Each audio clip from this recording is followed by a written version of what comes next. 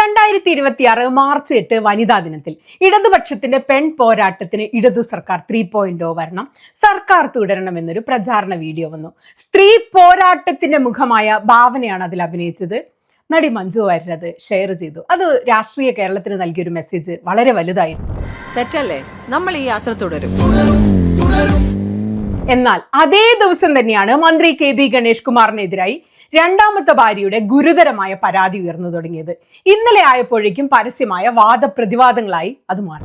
ഒരു അത്ഭുതകരമായ കാര്യമല്ല. ഗണേഷ് കുമാറിന് പ്രണയമുണ്ട്, ഇഷ്ടംപോലെ ഉണ്ട്. ഗണേഷ് കുമാറിനെ പ്രണയിക്കുന്നുണ്ട്. ഗണേഷ് കുമാർ പ്രണയം, ഞാൻ മാധവക്കുട്ടി പറഞ്ഞതുപോലെയും പുനത്തിൽ കുഞ്ഞബ്ദുള്ള പറഞ്ഞതുപോലെയും അവരൊക്കെ മഹാന്മാരാണല്ലോ.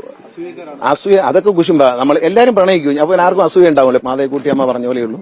ഗണേഷ് കുമാർ മരിക്കുന്നവരെയും പ്രണയിച്ചു തന്നെ. ഇന്ത്യയിൽ ഏറ്റവും കൂടുതൽ പ്രണയം ഉണ്ടായിരുന്നത്, ഏറ്റവും നല്ല പ്രണയം ഉണ്ടായിരുന്നത്, അത് ആസ്വദിച്ച ഒരു മഹാനായ നേതാവാണ് ജവഹർലാൽ നെഹ്റു, മാധവിക്കുട്ടി, നമ്മുടെ ഇദ്ദേഹം പുനത്തിൽ കുഞ്ഞബ്ദുള്ള, MD വാസുദേവൻ, ഇവരെല്ലാം പ്രണയത്തെക്കുറിച്ച് പറയുകയും അതിനെപ്പറ്റി ആസ്വദിക്കുകയും ചെയ്തവരാണ്. നിങ്ങൾ പലരും ആസ്വദിക്കുന്നില്ലേ? സമ്മതിച്ചു, പ്രണയിച്ചോളൂ, നിങ്ങൾ എത്ര വേണമെങ്കിലും പ്രണയിച്ചോളൂ. പക്ഷേ ഈ വിഷയത്തിൽ ഒരു പ്രശ്നമുണ്ട്. മാധവിക്കുട്ടിക്കെതിരെയോ പുനത്തിൽ കുഞ്ഞബ്ദുള്ളക്കെതിരെയോ ജവഹർലാൽ നെഹ്റുവിനെതിരെയോ ഒന്നും ഭാര്യയോ ഭർത്താവോ മാധ്യമങ്ങളെ വിളിച്ചുകൂട്ടി പോലീസിന്റെ പരാതിയൊന്നും സഹായമൊന്നും തേടിയിട്ടില്ല, പരാതി പറഞ്ഞിട്ടില്ല.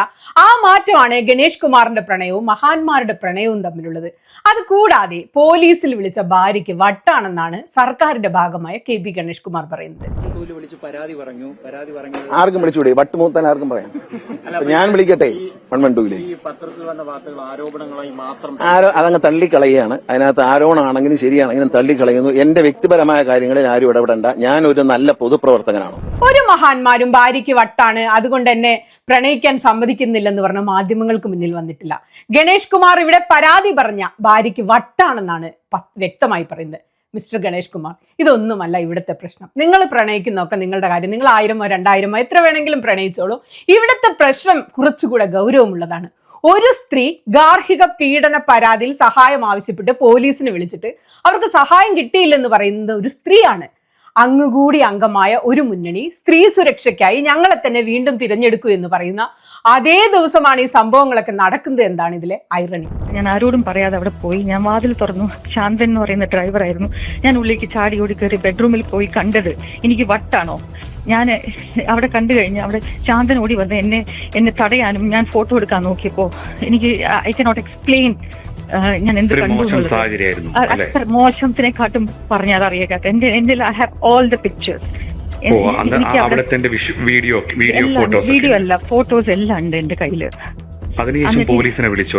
ഞാൻ പോലീസിനെ അല്ല, എനിക്ക് ഐ ലോസ്റ്റ് കൺട്രോൾ. പക്ഷെ ഞാൻ I did not use a bad word. I did not physically assault anyone.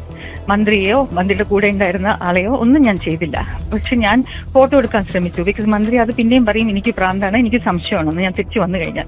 അതുകൊണ്ട് ഞാൻ ഫോട്ടോ എടുക്കാൻ ശ്രമിച്ചു. ഫോട്ടോ എടുക്കാൻ ശ്രമിച്ചപ്പോൾ എന്നെ ശാന്ത അവരെ പിടിക്കുക, അവരുടെ ഫോൺ മാറ്റുക എന്നൊക്കെ പറഞ്ഞ് എന്നെ he was trying to assault me, try to take my snatch my phone. പക്ഷെ ഞാൻ അതൊന്നും സമ്മതിച്ചില്ല. ഞാൻ ഉടനെ ലേഖ ചേച്ചിയെ വിളിച്ചു. ബിക്കോസ് എനിക്ക് അറിയായിരുന്നു എന്തെങ്കിലും പ്രശ്നം ഉണ്ടാവും എന്ന് പറഞ്ഞാൽ ഞാൻ ലാസ്റ്റ് ഡയൽ നമ്പർ ലേഖ ചേച്ചി ഇട്ടിട്ടാണ് ഞാൻ പോയത്. ഞാൻ ലേഖ ചേച്ചിയോട് പറഞ്ഞു if I need any help you have to pick up my call. അത് അല്ലാതെ ഒരു BJP സ്ഥാനാർത്ഥി ഒന്നും അല്ല. ചേച്ചി എന്റെ ബ്രദറിനെ കല്യാണം കഴിച്ചിട്ട് എത്രയോ വർഷങ്ങളായി. സോ അത് വിളിച്ചു. അപ്പൊ ചേച്ചി പറഞ്ഞു Bindu immediately you call control room 112. അങ്ങനെയാണ് ഞാൻ വിളിച്ചത്. ഞാൻ ലേഖ ചേച്ചി എന്ന് പറഞ്ഞ് വിളിച്ച് കണ്ടപ്പോൾ അവരെന്നെ ഒന്നും ചെയ്യാൻ അവർക്ക് പറ്റിയില്ല. ഞാൻ ഓടി. I Rann out. പോലീസ് വന്നു കഴിഞ്ഞ് പുറത്തേക്ക് വരാൻ വെച്ചാൽ പ്രദീപ് എന്ന് പറഞ്ഞാൽ എന്റെ വാതിൽ തുറക്കാൻ സമ്മതിച്ചില്ല. വാതില് എന്റെ കൈ പിടിച്ച് വാതിൽ അടയ്ക്കാനൊക്കെ നോക്കി. ഞാൻ ഹെൽപ്പ് എന്നൊക്കെ പറഞ്ഞ് നിലവിളിച്ചു. അത് കഴിഞ്ഞ് പോലീസ് വരുന്നതിന് മുന്നേ തന്നെ ഗണേഷ് കുമാർ ഈ സ്ത്രീയായിട്ട് സ്ത്രീനെ കൊണ്ടുവന്ന കാറിൽ ശാന്തൻ കയറ്റി. ശാന്തൻ കൊണ്ടുപോയി. ഗണേഷ് കുമാർ ഉള്ളിലേക്ക് ഓടി വാതിലടച്ചു. ഇതാണ് ഉണ്ടായത്. ഇവിടെ പ്രശ്നം ഗണേഷ് കുമാറിന്റെ പ്രണയങ്ങളൊന്നുമല്ല. പ്രണയിക്കുകയോ എന്ത് പണ്ടാരടക്കുകയോ ചെയ്തോ അതൊന്നും ആർക്കും അറിയേണ്ട വിഷയമില്ല. ഇവിടെ വിഷയം ഒരു സ്ത്രീ സഹായത്തിനായി പോലീസിനെ വിളിക്കുന്നു, പോലീസ് വരുന്നു, എന്നിട്ട് അവർ ആ വിഷയത്തിൽ ഇടപെടാതെ സഹായത്തിന് വിളിച്ച സ്ത്രീയോട് ഒരു വാക്കുപോലും പറയാതെ സ്ഥലം വിട്ടുപോകുന്നു. അപ്പൊ ഇതാണോ സർക്കാർ ഉറപ്പ് നൽകുന്ന സ്ത്രീ സുരക്ഷ? പോലീസ് വന്ന് എന്നോട് ചോദിച്ചു യാമിനി തങ്കച്ചിയാണോ? I said no, my name is Bindu. അപ്പൊ ഞാൻ പറഞ്ഞു എന്നെങ്ങനെ, അപ്പൊ ഞങ്ങളുടെ പരിധിയിൽ വരുന്നതല്ല. I said I don't care, ഞാൻ പിണറായി സാറെ വിളിക്കും. അല്ലല്ല മാഡം, ഞാൻ പറഞ്ഞു പിണറായി സാർ ഞങ്ങൾ ഒന്ന് വെയിറ്റ് ചെയ്യൂ. അത് കഴിഞ്ഞ് മന്ത്രിയുടെ വേറെ സ്റ്റാഫായ മനോജ് വന്നു. മനോജ് വന്ന് എന്നോട് പറഞ്ഞു ചേച്ചി ഒന്നും ചെയ്യില്ലേ പ്ലീസ് പ്ലീസ് എന്ന് പറഞ്ഞു. ഞാൻ പറഞ്ഞു ഞാൻ ഒന്നും ചെയ്യില്ല, പക്ഷെ എനിക്ക് ഐ നീഡ് പ്രൊട്ടക്ഷൻ, എന്നെ അപമാനിക്കാൻ എന്നെ ഉപദ്രവിക്കാൻ ശ്രമിക്കുന്നു എന്ന് പറഞ്ഞു. ചേച്ചി ഒന്ന് അടങ്ങ്, ഒന്ന് സാറിന് ഒരു തെറ്റ് പറ്റിപ്പോയി, ക്ഷമിക്ക് എന്ന് പറഞ്ഞു. ഞാൻ ഇതിനെല്ലാം Kamlesh I have all the evidence, I have all the pictures. അത് കഴിഞ്ഞിട്ട് എന്റെ കാലില് മനോജ് വീഴാണ്. മന്ത്രി പോയി ഉള്ളിൽ പോയി വാലടിച്ചു. അത് ഞാൻ പറഞ്ഞു എന്റെ ഡോക്യുമെന്റ്സ് എങ്കിലും എനിക്ക് അറ്റ്ലീസ്റ്റ് എടുക്കണം. പോലീസ് അപ്പം മനോജ് പറഞ്ഞു മിനിസ്റ്ററുടെ വീട്ടിലേക്ക് പോലീസ് കയറാൻ പറ്റില്ല. ചേച്ചി ഇന്ന് നമ്മുടെ വീടല്ലേ ചേച്ചി എന്തിനാ പ്രശ്നം ഉണ്ടാക്കുന്നത്, ചേച്ചി വാ. അപ്പോ ഈ പോലീസ് എന്നോട് പറഞ്ഞു എന്നാ മാഡം ഉള്ളിലേക്ക് പോവാം. ഞാൻ പറഞ്ഞു എനിക്ക് പേടിയാണ്, എന്നെ ഉപദ്രവിച്ചാണ് ഒരു പ്രാവശ്യം. ഇല്ല ഒന്നുമില്ല ഞങ്ങൾ ഇവിടെ ഉണ്ടെന്ന്. അത് കഴിഞ്ഞ് ഞാൻ പോയി. പക്ഷേ I was not in a state of mind to take anything. കാരണം അങ്ങനെ ഒരു എന്റെ 13 വർഷമായി എന്റെ സാധനങ്ങളുള്ള ഒരു വീട്ടില് ഞാൻ എന്തെടുക്കാനാണ്? അപ്പൊ ഞാൻ എന്തൊക്കെയോ പട്ടിയിലെടുക്കാനായിട്ട് നോക്കുമ്പോൾ മനോജ് കുറെ എന്നെ എന്തൊക്കെയോ സംസാരിച്ചു. But I was not in a state of mind. Minister was just feeling around with his phone. എന്നോടൊന്നും സംസാരിക്കാനോ ഒന്നും നിന്നില്ല. ബിക്കോസ് ലാസ്റ്റ് 3 months ആയിട്ട് ഈ ഒരു ഇഷ്യൂന്റെ പേരിൽ അവിടെ മന്ത്രിയുടെ സ്റ്റാഫ് താങ്കളെ കൈയേറ്റം ചെയ്തു ഞാൻ പറയില്ല. I was not physically assaulted. പക്ഷെ എന്റെ ഫോൺ പിടിച്ചു വാങ്ങിക്കാനായിട്ട് നോക്കുമ്പോൾ ഒബ്വിയസ്ലി എന്നെ ഹാൻഡിൽ ചെയ്തിട്ടല്ലേ പിടിക്കാൻ പറ്റുള്ളൂ. പക്ഷേ I think I was strong enough. Police ഇടപെട്ടില്ല അതിനകത്ത് അല്ലേ? പോലീസ് വീട്ടിലേക്ക് പോലും വന്നില്ല. അത് കഴിഞ്ഞിട്ട് ഞാൻ പിന്നെ എന്നെ ഈ പ്രദീപ് എന്ന് പറഞ്ഞ ആള് ലോക്ക് ചെയ്തിട്ട് പുറത്തേക്ക് കിടക്കാൻ സമ്മതിക്കില്ല. ഞാൻ പെട്ടിയെടുത്ത് പുറത്തേക്ക് വരുമ്പോ അതിനെല്ലാം സാക്ഷി മനോജ് ഉണ്ട് അവിടെ. ശാന്തൻ ആ സ്ത്രീയും കൊണ്ട് ഓൾറെഡി പോയി കഴിഞ്ഞു. മിനിസ്റ്റർ ഉള്ളിലുണ്ട്. എന്നിട്ട് ഞാൻ ഈ വാതിലടച്ചിട്ട് I was thinking the pink police was waiting outside. അത് ഞാൻ ഹെൽപ്പ് എന്ന് തട്ടിയപ്പോ തുറക്കുന്നില്ല. അത് ഞാൻ പറഞ്ഞു മനോജ് ഒന്ന് തുറക്കാൻ പറയും, എനിക്ക് പോണം എന്ന് പറയുമ്പോ ഈ പ്രദീപ് സമ്മതിക്കുന്നില്ല. എന്റെ കൈ പിടിച്ച് വലിക്കുകയാണ് തുറക്കാതിരിക്കാനായിട്ട്. അത് കഴിഞ്ഞ് ഞാൻ വിചാരിക്കുന്ന അത് പുറത്തുണ്ടെന്ന്. അത് കഴിഞ്ഞ് എങ്ങനെ ഞാൻ വാല് തുറന്ന് നോക്കുമ്പോ പോലീസും ഇല്ല, പട്ടാളും ഇല്ല, എല്ലാരും പോയി. ഇത് ഗുരുതരമായ ഒരു ആക്ഷേപമാണ്. എന്തുകൊണ്ടാണ് പോലീസ് ഈ വിഷയത്തിൽ ഇടപെടാതിരുന്നത്? ഗണേഷ് കുമാർ ഒരു മന്ത്രി ആയതുകൊണ്ടാണോ? ഇതാണോ ഒരു സ്ത്രീക്ക് ഇടതു സർക്കാർ ഉറപ്പു നൽകുന്ന നീതി?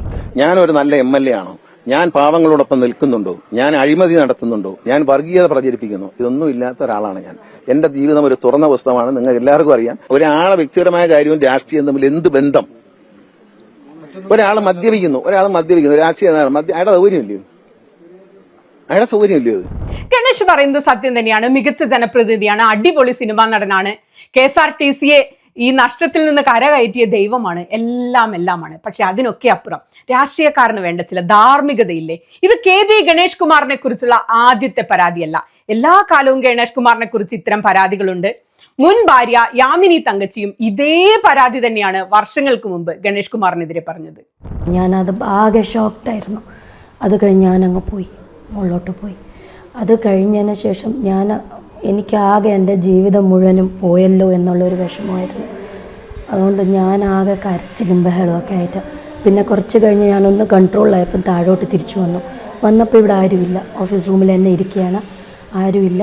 ഞാൻ ഇതേ കരഞ്ഞുകൊണ്ട് തന്നെ അകത്തോട്ട് കയറിപ്പോയി. ഇത് എന്തൊക്കെയാണ് ഞാൻ കാണുന്നത്, എന്തൊക്കെയാണ് കേൾക്കുന്നത്, എന്തുവാ ഇതെന്ന് ചോദിച്ചപ്പോഴത്തേക്ക് നേരെ പോയി കതവ് കുറ്റിയിട്ടിട്ട് അങ്ങ് അടി തുടങ്ങി. എന്നെ കഴുത്തിന് വരെ പിടിച്ച് ഞെക്കി. ഞാൻ വിചാരിച്ചു ഞാനിപ്പോൾ ചത്തുപോയി. എനിക്ക് എൻ്റെ കുട്ടികളായിരുന്നു എൻ്റെ കണ്ണിൻ്റെ മുമ്പിൽ വന്നുകൊണ്ടിരിക്കുകയായിരുന്നു. അവർക്ക് വേണ്ടി ഞാൻ ജീവിച്ചാലേ പറ്റൂ. ആകെ എന്തൊക്കെ ചെയ്തു എന്ന് എനിക്കറിഞ്ഞൂടാ. ഞാൻ എവിടെയൊക്കെ പോയി ഇടിക്കുന്നു, തട്ടുന്നു, വീഴുന്നു. ഞാൻ അത് കഴിഞ്ഞ് എന്നെ കഴുത്തിനെ പിടിച്ച് ഞെക്കിയപ്പോഴത്തേക്ക് ഞാൻ കിടന്ന് വിളിക്കാൻ തുടങ്ങി. പക്ഷേ എനിക്ക് പേടിയായിപ്പോയി. ഇനി ഇത് ലെവല് മാറുകയാണോ എന്നുള്ളൊരു സംശയം വന്നു.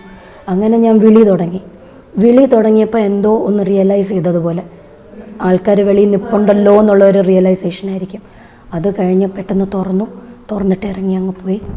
ഞാൻ പറയുന്നത് ചിലപ്പോൾ സ്ത്രീ വിരുദ്ധതയായിരിക്കും, എനിക്കറിയില്ല. യാമിനി തങ്കച്ചി ഇന്ന് ബിന്ദു മേനോൻ കരയുന്നതിനേക്കാൾ കരഞ്ഞുകൊണ്ട് പരാതി പറഞ്ഞ് 2 പിഞ്ചു കുഞ്ഞുങ്ങളുടെ കൈയും പിടിച്ച് ഇവിടെയൊക്കെ ഓടി നടന്നൊരു കാലമുണ്ടായിരുന്നു. അന്ന് ഗണേഷിന് എല്ലാ പിന്തുണയും നൽകി ഗണേഷിന്റെ എല്ലാ ചീത്തപ്പേരും തേച്ച് മായ്ച്ചു കളയാൻ മുന്നിൽ നിന്ന ആളാണ് ഇപ്പോൾ പരാതി പറയുന്ന ഈ ബിന്ദു മേനോൻ. അന്ന് അവർ ആഘോഷമായി വിവാഹിതരായി. യാമിനിയുടെ ആരോപണങ്ങളെ മുഴുവൻ പുച്ഛിക്കുന്ന പോലെ വലിയ കപ്പിൾ ഇന്റർവ്യൂകൾ ഞങ്ങൾ മാതൃകാ ദമ്പതികളാണെന്ന് പറഞ്ഞു നൽകി. ഗണേഷിനെ മഹാനാക്കാൻ വേണ്ടി ഏറ്റവും മുന്നിൽ നിന്ന ആളാണ് ബിന്ദു. ആ ബിന്ദു തന്നെയാണ് ഇപ്പോൾ യാമിനി തങ്കച്ചി നടന്ന അതേ കനൽ വഴികളിലൂടെ കരഞ്ഞുകൊണ്ട് നടന്നു പോകുന്നത്. ഇതിനെ നമ്മൾ എന്താ പറയുക? കാലത്തിന്റെ കാവ്യനീതി എന്നോ?